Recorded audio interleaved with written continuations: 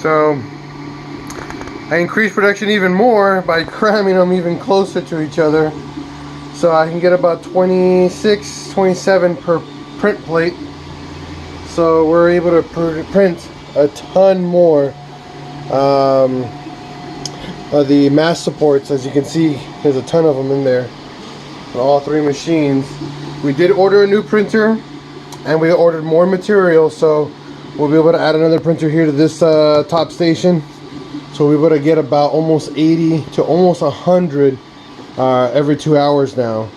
These take about 2 hours to print, 2 hours and 20 minutes to print out.